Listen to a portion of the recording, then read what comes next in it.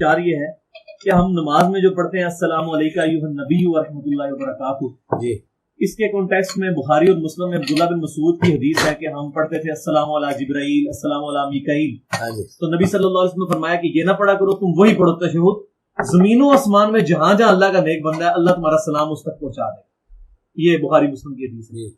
اب اس کی وجہ سے کچھ میں نے دیکھا ہے دیوبند میں بھی تھوڑی ریجڈنس، کچھ سلفیوں میں بھی ہے کہ وہ کہتے ہیں کہ ہم اس کو حقائق کے طور پہ سلام کو پڑھ رہے ہوتے ہیں. حالانکہ یہ سخت میرے نزدیک میں سمجھتا ہوں بدبختی ہے کہ اگر ہم یہ عقیدہ رکھیں کہ ہم انشائیہ پڑھ رہے ہیں لیکن ہمارا حاضر و ناظر کا عقیدہ نہیں ہے، اللہ کو چاہ رہا ہے سلام، تو ایسا عقیدہ درست حدیث کے مطابق تو یہی بنتا ہے.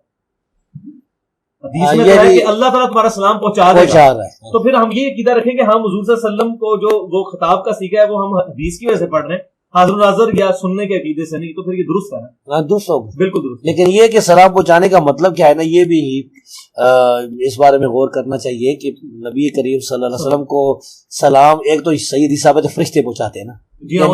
اب یہ کہنا کہ فلاں آدمی جو ہے مثلا جعفر صاحب جو ہے آپ کو سلام کہہ رہے ہیں فلاں کے بیٹے، تو یہ صحیح حدیث سے ثابت نہیں، ساری باتیں صحیح. اچھا سر، اچھا یہ بھی آپ کو پتا ہے نا کہ عبداللہ بن مسعود رضی اللہ عنہ نے فرمایا کہ پھر علی نبی کہنے لگے رسول صلی اللہ علیہ وسلم. لیکن وہ بڑی عجیب بات ہے، شاذ ہے روایت. وہ شاذ کس طرح؟ شاذ اس طرح سر کہ ان کا یہ جو انہوں نے لاجک بنائی ہے نا، جی حضور کی زندگی میں بھی اگر کوئی مکے میں نماز پڑھتا تھا اور حضور کو خطاب کرتا تھا تو وہ کیسے درست تھا؟ یہ ان کی عقلاً بھی درست نہیں ہے، اسی لیے صحابہ کا اجماع نہیں ہو سکا. نہیں آپ ایھا النبی ہی پڑھتے ہیں نا؟ جی آپ تو ایھا النبی پڑھتے ہیں. ٹھیک ہے.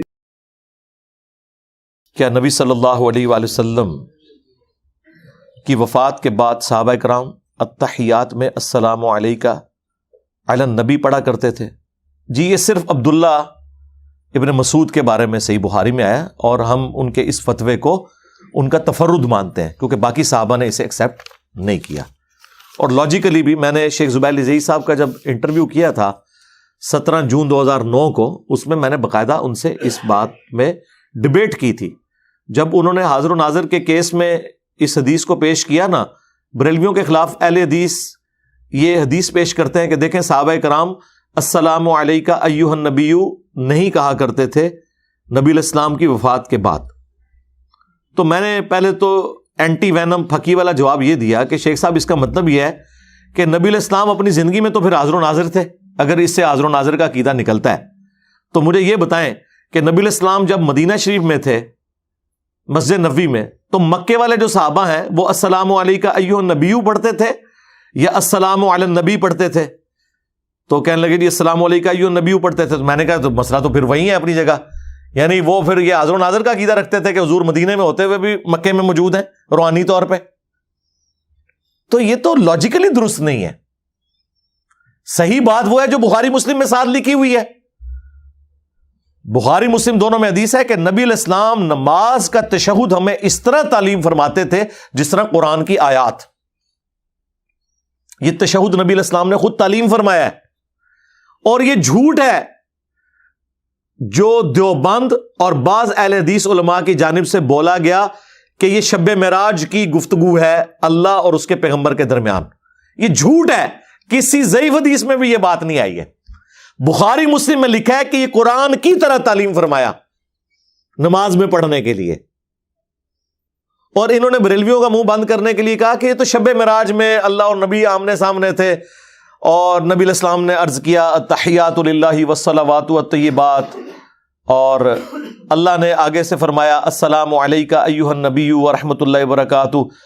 بھائی یہ جو نماز میں سلام ہے نا رسول اللہ کے اوپر صلی اللہ علیہ وآلہ وسلم، یہ حکایتاً نہیں ہے، یہ سٹوری کے طور پہ نہیں ہے، یہ انشائیہ ہے. نبی علیہ السلام کو مخاطب کر کے ہم سلام عرض کرتے ہیں نماز میں. اور بخاری مسلم دونوں میں حدیث ہے، ابن مسعود کہتے ہیں کہ جب ہم سلام پڑھتے تھے نماز میں السلام علیکہ ایھا النبی ورحمۃ اللہ وبرکاتہ السلام علینا وعلی عباد اللہ الصالحین، تو ہم ساتھ خود ہی ملاتے تھے السلام علی جبرائیل السلام علی میکائیل. تو نبی علیہ السلام نے فرمایا تم یہ ساتھ کیوں ایڈ کرتے ہو؟ جب تم پڑھتے ہو السلام علینا وعلی عباد اللہ الصالحین تو زمین و آسمان میں ہر نیک بندے تک اللہ تعالیٰ تمہارا سلام پہنچا دیتا ہے. تمہیں ساتھ کسی کو بائی نیم مینشن کرنے کی ضرورت نہیں ہے. ہم نماز میں کیا پڑھ رہے ہیں؟ السلام علینا وعلی عباد اللہ الصالحین. عباد اللہ الصالحین، اللہ کے نیک بندوں میں ٹاپ آف دا لسٹ کون ہے؟ پیغمبر. من النبیین والصدیقین والشہداء والصالحین، جو سورہ النساء میں آیا. انبیاء ہیں، صدیقین ہیں، شہداء ہیں، صالحین ہیں. اور انبیاء کے بعد سب سے افضل انبیاء کے اہل البیت، ان کے صحابہ کرام علیہم رضوان، یہ سارے ہیں اولیاء اللہ جن پہ ہم نماز میں سلام پڑھتے ہیں. پھر اللہ تعالیٰ کے فرشتے، ان پہ ہم سلام پڑھ رہے ہیں، اور اپنے آپ پہ بھی پڑھ رہے ہیں السلام علینا.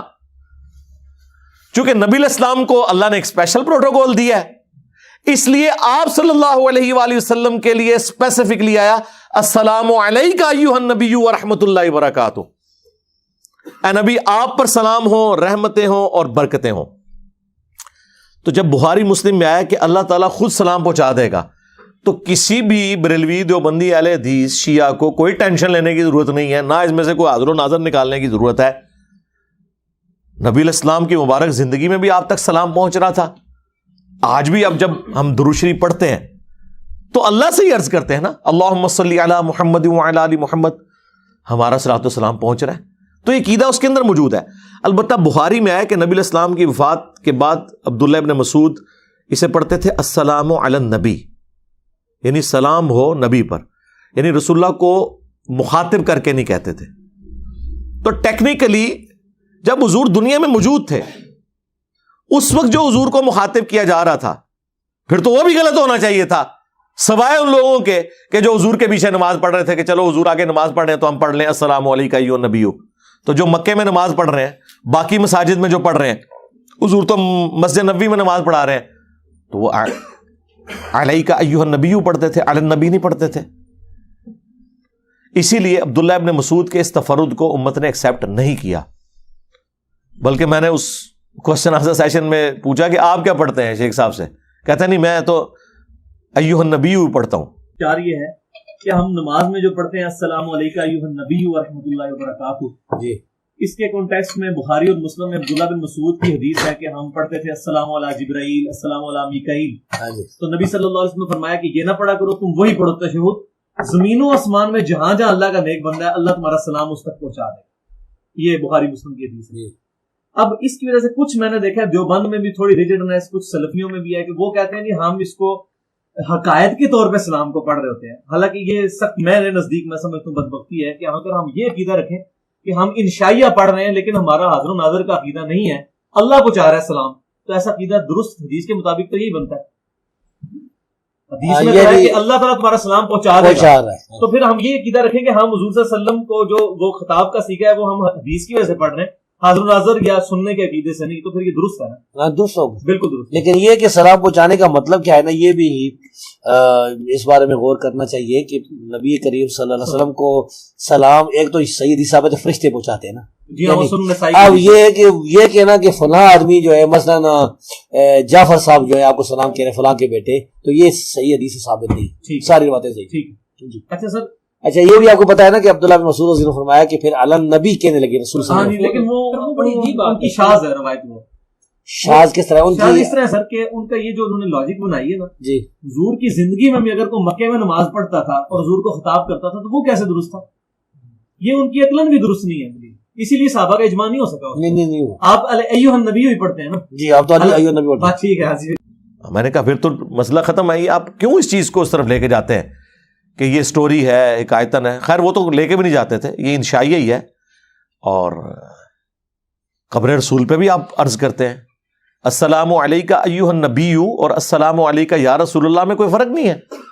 4 کتابوں کے اندر صحیح سند سے ہے، سنن کبریٰ البیہقی میں، المصنف ابن ابی شیبہ میں، الموطا امام مالک میں، فضل الصلاۃ علی النبی کے اندر، کہ عبداللہ بن عمر جب بھی مدینہ شریف سے باہر نکلتے یا سفر کر کے واپس آتے تو پہلے مسجد نبوی میں 2 نفل پڑھتے، پھر قبر رسول پہ آ کے عرض کرتے السلام علیکہ یا رسول اللہ، پھر حضرت ابو بکر کی قبر پہ آ کے السلام علیکہ یا ابا بکر، اور پھر حضرت عمر کی قبر پہ آ کے السلام علیکہ یا عمر، اور ایک روایت میں السلام علیکہ یا ابتا، اے میرے باپ آپ کے اوپر سلام ہو.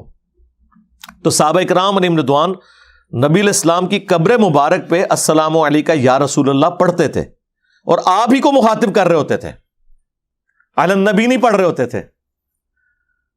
اور میں سمجھتا ہوں اس کی اصل وہ حدیث ہے جو صحیح بخاری میں ہے کہ جب نبی علیہ السلام کی وفات ہوئی تو سیدنا ابو بکر صدیق رضی اللہ تعالیٰ عنہ حجرہ عائشہ میں داخل ہوئے، نبی علیہ السلام کے مبارک چہرے سے کفن ہٹایا اور آپ کو یہاں پہ بوسہ دیا اور کہا یا رسول اللہ، اللہ تعالیٰ آپ پہ 2 موتیں جمع نہیں کرے گا، ایک موت آپ کا مقدر تھی وہ آپ کو آئی، اب ہمیشہ کی یعنی زندگی ہے. تو نبی علیہ السلام دنیا سے تشریف لے گئے ہیں، لیکن نبی علیہ السلام کی میت مبارک کو مخاطب کر کے حضرت ابو بکر نے کیا کہا؟ یا رسول اللہ، آپ پہ اللہ تعالیٰ 2 موتیں جمع نہیں کرے گا. یہ بخاری کے الفاظ ہیں. اس لیے میں یہ سمجھتا ہوں کہ صحابہ کرام نے اسی چیز سے یہ اخذ کیا تھا کہ جب بھی ہم قبر رسول پہ جائیں گے تو نبی علیہ السلام کو ڈائریکٹ خطاب کریں گے، السلام علیکہ یا رسول اللہ، السلام علیکہ یا ابا بکر، السلام علیکہ یا عمر.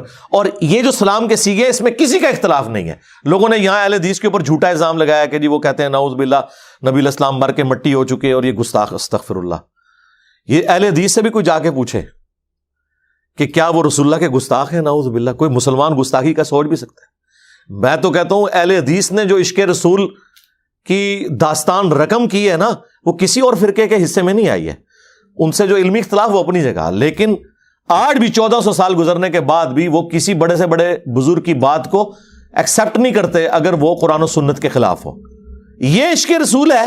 یا عشق رسول یہ ہے کہ آپ کو آیت پیش کی جائے، بخاری کی حدیث پیش کی جائے، مسلم کی حدیث پیش کی جائے اور آپ آگے سے کہیں نہیں وہ ساڈے امام صاحب دا تے فتویٰ ہے؟ تو رسول اللہ کا نام لینا چھوڑ دو. کلمہ اس کا پڑا جس کی قبر مدینے میں ہے، اور باتیں ان کی مان رہے ہو کہ جو نہ اہل البیت میں سے ہیں، نہ ان کے آباء و اجداد نے کوئی صحابہ کرام کی صحبت کی ہوئی ہے، نہ ان کی کوئی حدیث کی کتاب موجود ہے دنیا میں. اللہ سے ڈرے. تو مفتی اعظم سعودیہ نے جو قبر رسول کی حاضری کے اوپر کتابچہ لکھا ہے نا، اس میں انہوں نے سیم یہی لکھا ہے کہ آپ نے قبر رسول پہ پڑھنا ہے السلام علیکہ یا رسول اللہ، السلام علیکہ یا ابا بکر، السلام علیکہ یا عمر. اور اس کے بعد انہوں نے لکھا ہے کہ رسول اللہ کی قبر مبارک کے پاس آپ آج بھی آواز بلند نہیں کریں گے. اللہ اکبر. اور اس میں جملے انہوں نے لکھے ہیں کہ رسول اللہ اپنی وفات کے بعد بھی اسی طرح قابل احترام ہے جس طرح اپنی مبارک زندگی میں. جس طرح قرآن میں ہے نا، لا ترفعوا اصواتکم فوق صوت النبی، نبی کی آواز سے اپنی آواز کو بلند نہیں کرنا اور ان سے ایسے گفتگو نہیں کرنی جس طرح آپس میں ایک دوسرے کے ساتھ کرتے ہو، ورنہ تمہارے اعمال برباد کر دیے جائیں گے اور تمہیں خبر بھی نہیں ہوگی. یہ سورۃ الحجرات کی یہ جو آیات ہیں یہ کوٹ کر کے مفتی اعظم سعودیہ نے لکھا کہ نبی علیہ السلام کی وفات کے بعد قبر رسول پہ بھی آواز کا بلند کرنا گویا اس طرح ہے جیسا کہ حضور کی مبارک زندگی میں کوئی آپ کے سامنے اپنی آواز کو بلند کرے وہ برباد ہو جائے گا. اور یہ بخاری میں حدیث موجود ہے کہ یہ آیت نازل کب ہوئی ہے؟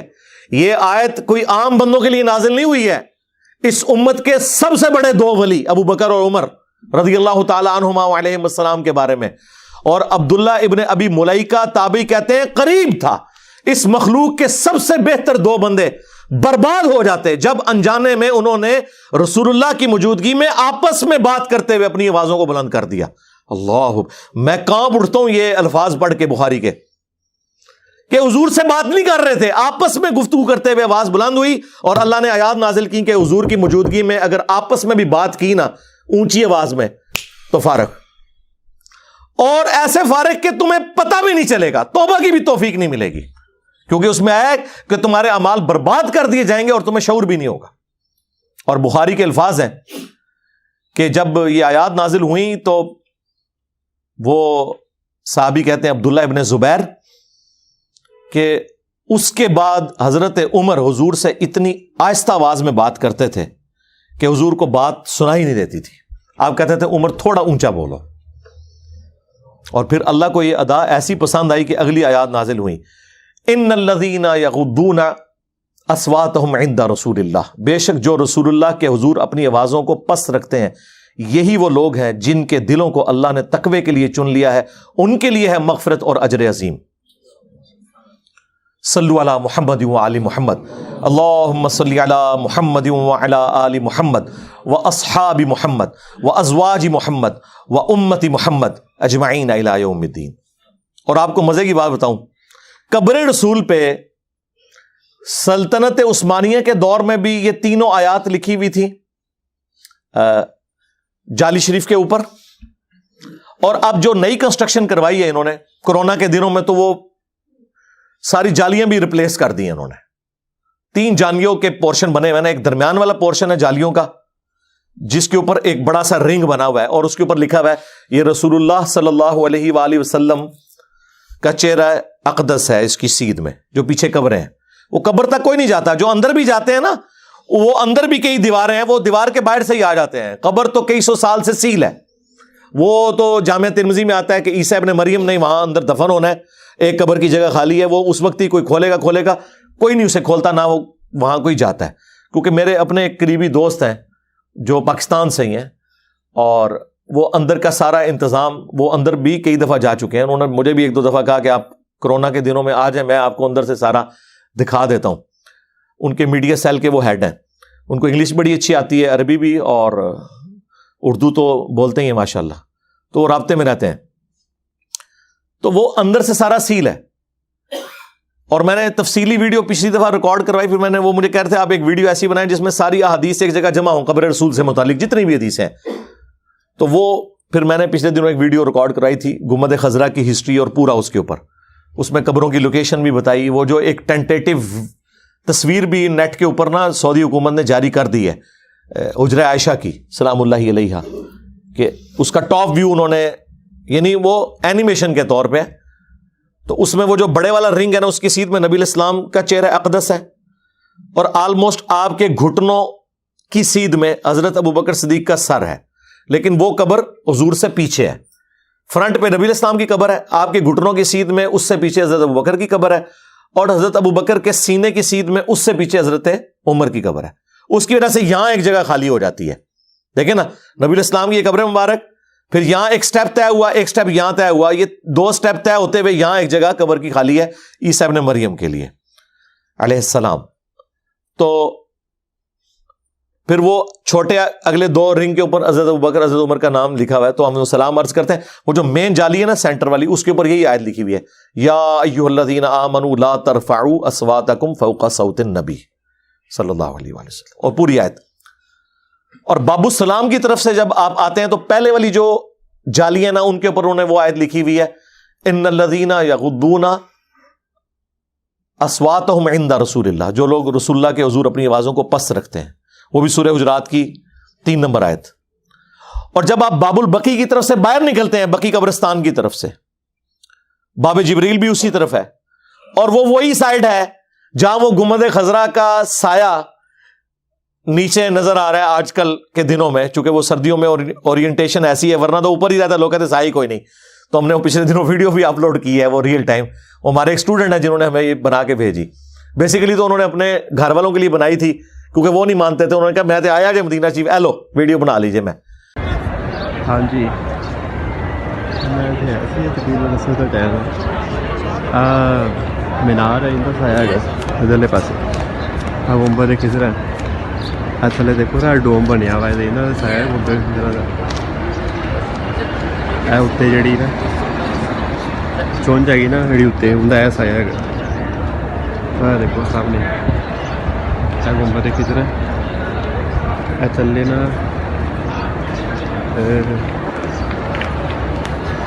اتوں کا گول سایہ شروع ہو رہا اتوں لے کے ایویں گول اتنے چونج آ گئی اتنے، چونج تو بعد پھر ہے گول اتنے تک سایہ. سایہ تو ہے نا دیکھو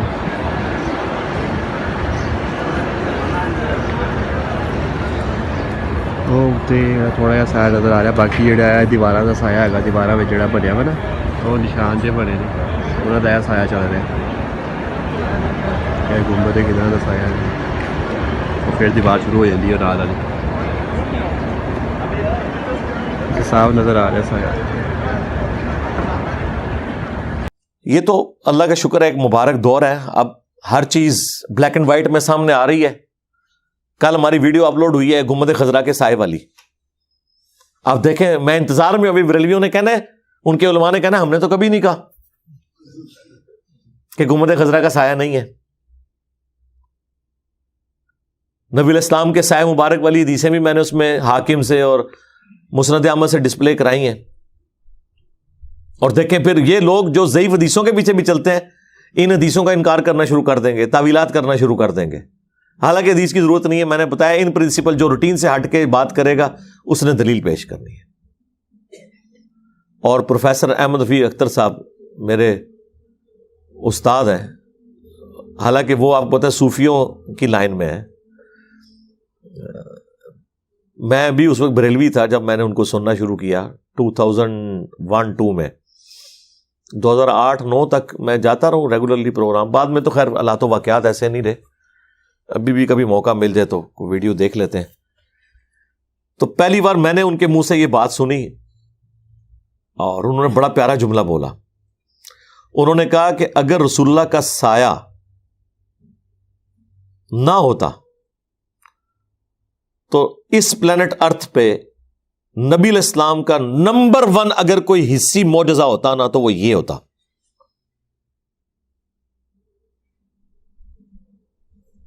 کیونکہ پسینے سے خوشبو آنا تو وہ بندہ آبزرو کرے گا جو پاس بیٹھا اور پسینہ لے لیا یا یوں سونگ لیا,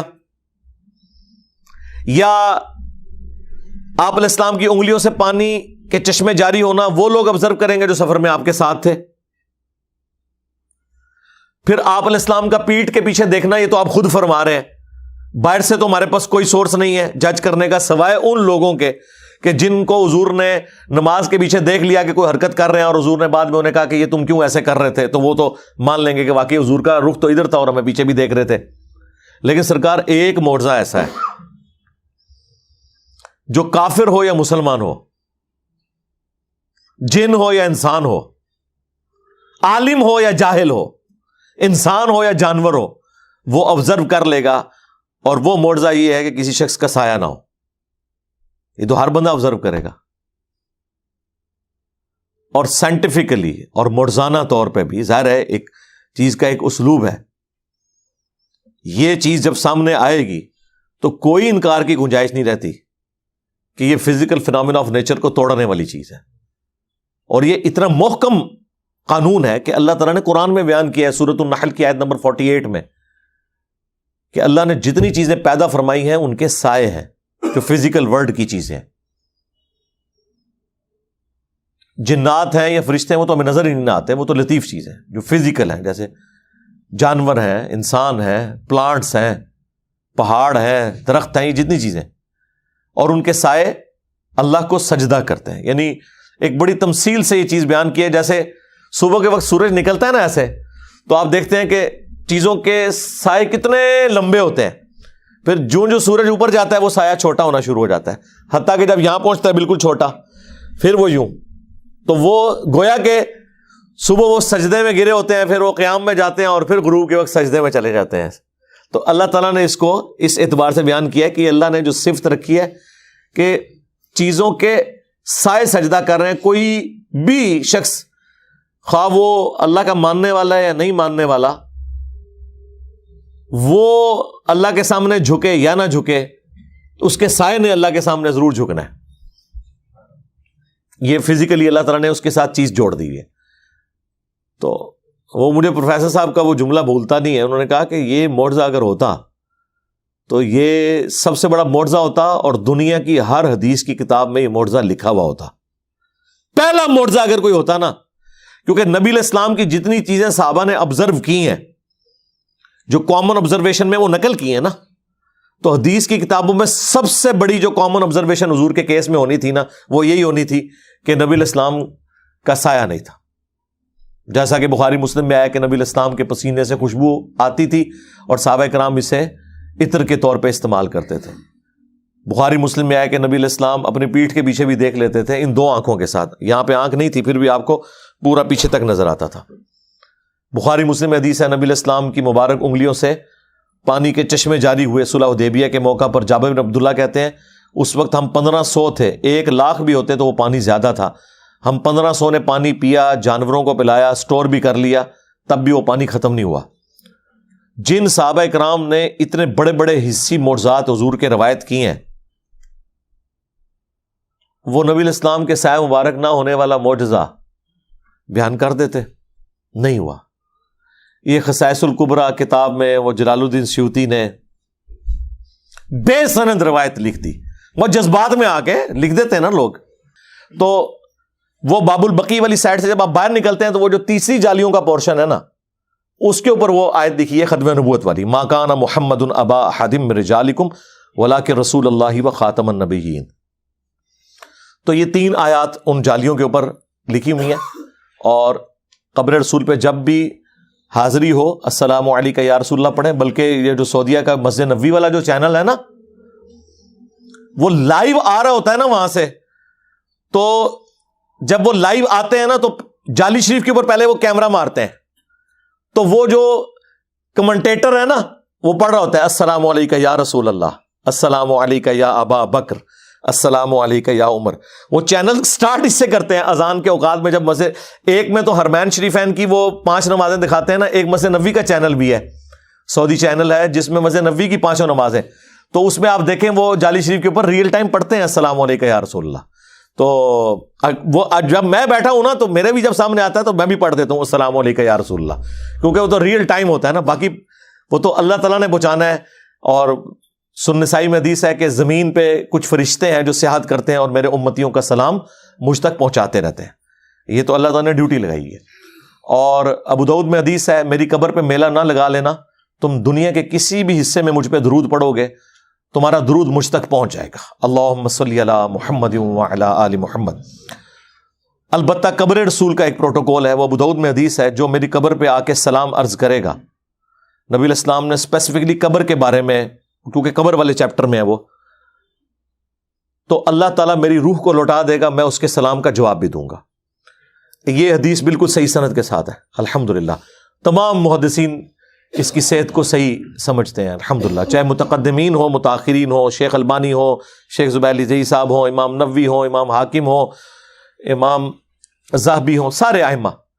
لیکن وہ سلام نبی الاسلام کا جو روح کا لوٹنا ہے وہ بھی برزخی ہے. وہ ایکچوئل وہ نہیں کہ جسم سے کوئی روح نکل گئی اور داخل ہوئی، وہ والا کام نہیں. یعنی روح کا متوجہ ہونا. نبی علیہ السلام اپنی قبر مبارک میں آخرت کی زندگی کے ساتھ ہیں، آپ کا جسم اطہر بالکل سلامت ہے، آپ کی روح مبارک جنت الفردوس میں ہے، اور اس روح اور جسم کا بھی رشتہ ہے جو برزخی رشتہ ہے.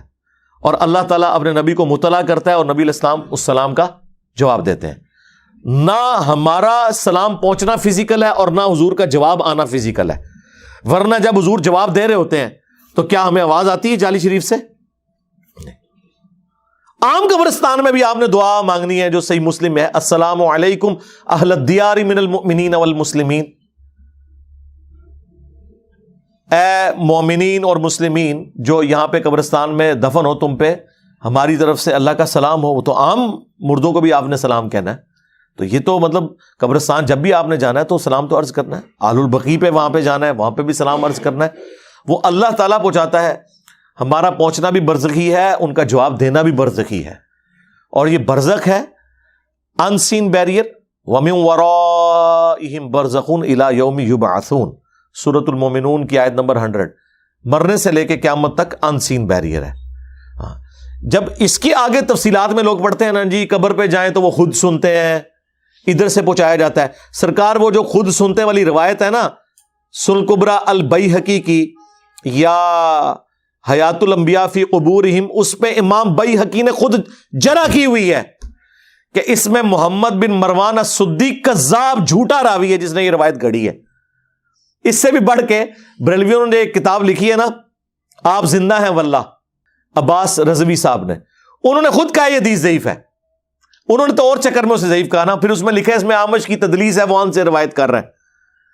اور اچھا وہ ضعیف انہوں نے اس لیے کہا کہ اگر وہ اس کو صحیح مانتے ہیں نا تو دیوبندی اپنے عقیدے میں ٹھیک ہو جاتے ہیں، کیونکہ دیوبندی کہتے ہیں کہ جی قبر رسول پہ سلام عرض کریں تو حضور خود سنتے ہیں، یہاں سے بھیجیں تو اللہ تعالیٰ پہنچاتا ہے. جبکہ بریلوی کہتے ہیں چاہے ادھر پڑھیں چاہے ادھر پڑھیں حضور خود ہی سنتے ہیں. اب وہ روایت جو تھی نا وہ ان کے گھاٹے فٹ ہو رہی تھی تو خود بریلویوں نے کہہ دیا ہے کہ روایت ہی جعلی ہے. اندازہ کرو وہ روایت کتنی جعلی ہوگی جسے بریلوی بھی جعلی کہہ رہے ہو, اس کی جال سازی کتنے بڑے لیول کی ہوگی, اور وہ ان کو دیوبندیوں کے جواب میں کہنا پڑا. ادروائز تو شاید, ویسے تو پرانے محدثین تو اس کے اوپر جرا کر کے گئے. نبی علیہ السلام کی قبر مبارک کی حاضری اس پلانٹ ارتھ پہ چند بڑی نفلی عبادات میں سے ایک عبادت ہے, اس میں کوئی شک نہیں ہے. بڑی بدبختی ہے کوئی حرمین جائے اور قبر رسول پہ حاضری نہ دے سکے, لیکن نبی علیہ السلام کے بارے میں ہم وہی عقیدہ رکھیں گے جو آپ نے ہمیں خود تعلیم فرمایا. کہتے نہیں جی عشق کی باتیں ہیں, تو عشق کی کوئی ڈکشنری نہیں ہوتی اور محبت اور جنگ میں سب کچھ جائز ہوتا ہے. سرکار یہ آپ کے صرف ایک جذباتی جملے ہیں. دین میں صرف وہ چیز جائز ہوتی ہے جو اللہ کے نبی علیہ السلام نے جائز قرار دی ہے. ہاں, ورنہ پھکی لے لیں. ابو داؤد میں اور ابن ماجہ میں حدیث ہے, ایک صحابی نے حضور کو سجدہ کیا, نبی علیہ السلام نے فرمایا سر اٹھا, یہ کیا کر رہا ہے؟ کہا یا رسول اللہ میں ہیرا نامی شہر میں گیا تھا, کوفہ کے پاس, وہ نجدیوں کا علاقہ ہے نا, عراق, تو وہاں میں نے دیکھا کہ لوگ اپنے سردار کو سجدہ کرتے ہیں, تو آپ تو اللہ کے رسول ہیں, تو آپ تو زیادہ حقدار ہیں. یعنی اجتہاد اور قیاس کیا. حنفی کہتے ہیں وہ مجتہد وہ ہوتا ہے جو قیاس اور اجتہاد کر کے مسئلے نکالے. تو دیکھیں صحابی اتنا بڑا, اس نے اجتہاد کیا تو نبی علیہ السلام نے اسے ڈانٹ دیا. آپ فرمایا سر اٹھا کیا کر رہا ہے؟ جب میں فوت ہو جاؤں گا تم میری قبر سے گزرو گے, کیا میری قبر پہ بھی سجدہ کرو گے؟ کہا نہیں یا رسول اللہ. تو فرمایا کہ پھر مجھے کیوں سجدہ کر رہے ہو؟ اگر میں سجدہ جائز سمجھتا تو بیویوں سے کہتا کہ اپنے خاوندوں کو سجدہ کریں اس حق کے سبب جو اللہ نے دیا ہے. بس یہ آخری حصہ ہی ہے پبلک کے اندر. اصل پوری حدیث جو تھی نا وہ عقیدے صحیح کرنے والی تھی. تو نبی علیہ السلام نے کیوں نہیں کہا کہ عشق دے چلے نمبر لائے گئے, عقل والے انجے ہی عمرہ گالیاں, عشق دے چلے مارے گئے. ہاں اتنے میرے ہاتھوں مارے گئے, آگے جا کے اللہ تعالیٰ نے مارنا ہے. ظاہر ہے جی ہم نے تو ان کا کچھ چھوڑا ہی نہیں ہے نا. ہم کہتے ہیں علمی بات کریں, ایک کہتے ہیں علم بس کریو یار. اور صحابہ کرام کی تربیت دیکھیں, بخاری مسلم دونوں میں حدیث ہے, 70 صحابہ کو جب دھوکے سے شہید کیا جا رہا تھا تو جب ان کی موت کا وقت قریب آیا تو انہوں نے دعا کی. خزیمہ بنت ثابت انصاری رضی اللہ تعالیٰ عنہ, انہوں نے جو جملے بولے انہوں نے امت کا عقیدہ کلیئر کر دیا. اے اللہ ہمارے نبی کو ہمارے حال کی خبر کر دینا کہ ہم ان کے دین پر قائم ہیں اور ہم اس حال سے دنیا سے جا رہے ہیں کہ ہم اپنے رب سے راضی ہیں اور ہمارا رب ہم سے راضی ہے. اے اللہ ہمارے نبی کو ہمارے حال کی خبر کر دینا. اور بخاری کے الفاظ ہیں, یہ حدیث بخاری میں بھی ہے مسلم میں بھی.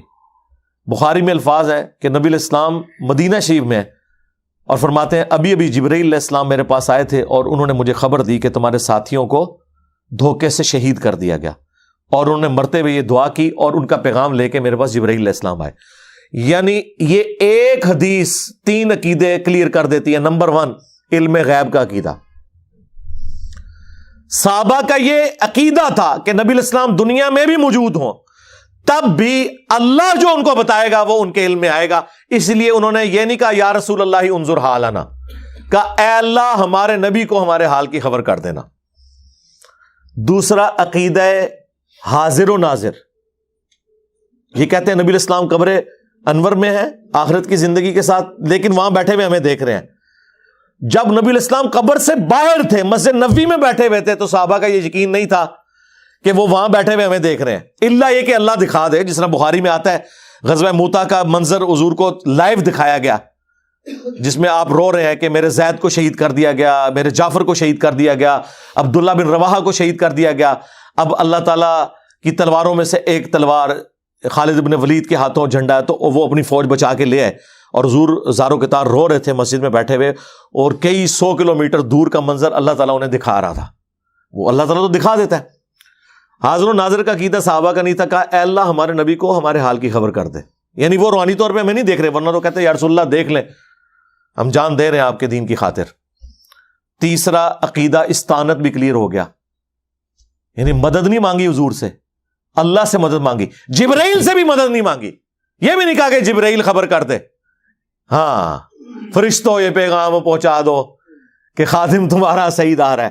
ना, फरिश्तों को नहीं थे पुकारते साहबा इकराम, पक्के मुवाहिद थे।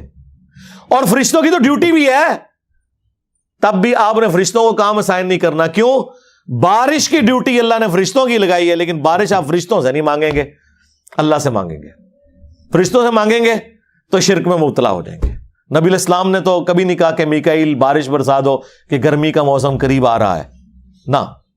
सलातुल इस्तिस्का, एक हदीस, 3 अकीदे, इल्मुल गैब, हाजिर व नाज़िर, इस्तानत। साहबे कराम के तो ये अकायद हुआ करते थे, लेकिन ये अकीदे लिखे रह गए बुखारी मुस्लिम में।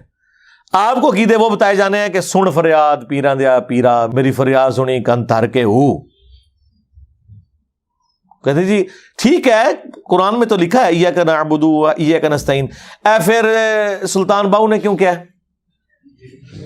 यानी वो समझ रहे हैं कि सुल्तान बाहू के ऊपर भी कुरान से कुरान नाजिल हुआ था जिसके अंदर ये आयत थी कि सुन फरियाद पीरा दिया पीरा। यही मतलब हुआ ना। तुम्हें हम आयतें और हदीसें पेश करें और तुम आगे से शेर पेश करो। अब इसके जवाब में अगर आप ये कहते हैं ना कि सुल्तान बाहू को वाकई कोई नहीं था आता कुरान और हदीस, तो जाहिर है कि ये फिर नाराज हो जाएंगे। इसका सिंपल हाल है, उन्हें कहें कि वो अपने अमाल अल्लाह के पास ले गए, पता नहीं उन्होंने ये बकवासियात इरशाद फरमाई है या नहीं फरमाई, वो अल्लाह को खुद जवाब देंगे। अगर वो अल्लाह के वली थे तो वो ये नहीं कर सकते थे, हम मानने के लिए तैयार नहीं है। कलाम का तो इनकार हो सकता है ना, कुरान का इनकार नहीं हो सकता। इस तरह कह के जान छुड़ाए, या फिर हमारी तरह फिर सीधे हो जाओ इन्होंने, असं कहना लै लो जेड़ा जेड़ा आंदा जे आ जाओ, फिर दसांगे कि किताबें और के गुस्ताखियां लिखियां ने, फिर हम चिश्ती रसूल्ला निकालेंगे, अशरफी रसूल्ला निकालेंगे, कशुर माजूब का पोस्टमार्टम कर देंगे, तज़किरतुल औलिया की गुस्ताखाना इबारतें निकालेंगे, तो फिर इनकी कांपे टांगना शुरू हो जाएंगी कि कितनी खतरनाक बातें कर रहा है, इनकी टांगे कांपेंगी कि कितनी खतरनाक बातें कर रहा है। तो वो फिर आखिरी हाल हमारे पास ही होता है। सच्चाई की आवाज को बुलंद करना ये हर बंदे की जिम्मेदारी है। इन्होंने झूठ दिलेरी के साथ फैलाया है, और जिसने तौहीद की बात की उसे इन्होंने गुस्ताख कहा, और अपने बुजुर्ग बाबों के नजरियात दिलेरी से फैलाए। तो हम क्या अपने नबी इस्लाम की मुबारक दावत को दिलेरी से नहीं फैला सकते? ऐसी की तैसी इनकी, ठीक है ना। ये गद्दार हैं दीन के, और इनके साथ कोई नरमी वाला रवैया नहीं होगा। ये नरमी वाला रवैया होगा काफिरों के साथ, ज़हन में रखिएगा। जो इस्लाम के गद्दार है ना, उनके साथ कोई नरमी नहीं है, ना ना ना ना ना ना। काफिरों के साथ नरमी होगी, क्योंकि वो इस्लाम को मानते नहीं है। उन्हें आपने नबी इस्लाम का तारुफ करवाना है, पॉजिटिवली चीजें, लेकिन जो इस्लाम के अंदर घुस के मिंबरों पे बैठ के चंदे खा के ये कह रहे हैं कुरान हदीस डायरेक्ट ना पढ़ना गुमराह हो जाओगे, तो इन लोगों को तो मिंबरों से उतारे। ये बात को यहूदी ईसाई करे ना आपसे, कुरान डायरेक्ट ना पढ़ना गुमराह हो जाओगे मुसलमानों, तो किस तरह हमें जाग छूटेगी हमारी। वह इस्लाम, तू इस्लाम का दुश्मन, तू कह रहा कुरान ना पढ़ना गुमराह हो जाओगे। और जब मौलवी कहता है तो कहते हैं मुफ्ती साहब ने फरमा दिया, ठीक ही कह रहे हैं। और वो हमारे एक बड़े करीबी दोस्त हैदर नकवी भाई, शिया आलिम है, लेकिन माशाल्लाह तौहीद की आवाज़ उन्होंने अपने मकतब में बुलंद की है। उन्होंने बड़ी प्यारी बात की थी अपनी एक वीडियो के अंदर कि अगर आज कोई गैर मुसलमान होकर आपके पास आए और वो आपसे कहे कि मैं इस्लाम कबूल करना चाहता हूँ, मुझे बताएं इस्लाम का तारुफ मुझे किस किताब में मिलेगा, तो आप उसे कौन सी किताब देंगे? तो सारे मुसलमान कहेंगे जी कुरान देंगे पढ़ने के लिए, कि ये है इस्लाम का तारुफ, ये टेक्स्ट बुक है।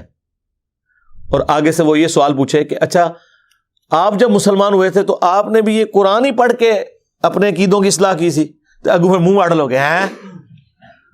इसका जवाब ये होगा कि ना मैंने ना हमारे आबाओ अजदाद ने भी कभी कुरान तर्जमे से पढ़ के तो अपनी इस्लाह करने की कोशिश की, वरना अगर की होती ना तो आज ये शिरकी अकीदे ना होते। कुरान अगर तर्जमे से पढ़ा जाता, वैसे है समझदार से, नो पता नहीं तर्जमा हो गया काम पै गया जी। 1000 साल पहले बुजुर्गान दीन इस्लाम लेके आए थे। अच्छा 1000 साल पहले जो बुजुर्गान दीन इस्लाम लेके आए थे तो उन्होंने कोई कुरान का तर्जमा किया नहीं? तो फिर केड़ा इस्लाम लेके आए सन? इस्लाम तो कुरान सुन्नत का नाम है।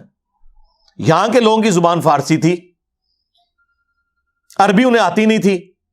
वैसे जो लेके आए उनमें से भी कई को अरबी नहीं आती होगी, लेकिन इन्हें तो नहीं मनना, लेकिन हम कहते हैं उनको आती थी। तो जब वो आए उन्होंने यहां कुरान क्यों नहीं तर्जुमा किया, जहां इतना फारिग टाइम था कि तसव्वुफ की किताबें लिखते रहे। یعنی فارغ ٹائم تھا نا، انی موٹی کتاباں لکھ کے ٹر گئے، قرآن کا ترجمہ کیوں نہیں کیا؟ وہ تو شاہ ولی اللہ دہلوی نے کیا ہے، بمشکل 200-250 سال ہوئے ہیں، 1176 ہجری میں فوت ہوئے ہیں، آج چل رہا ہے 1444 ہجری،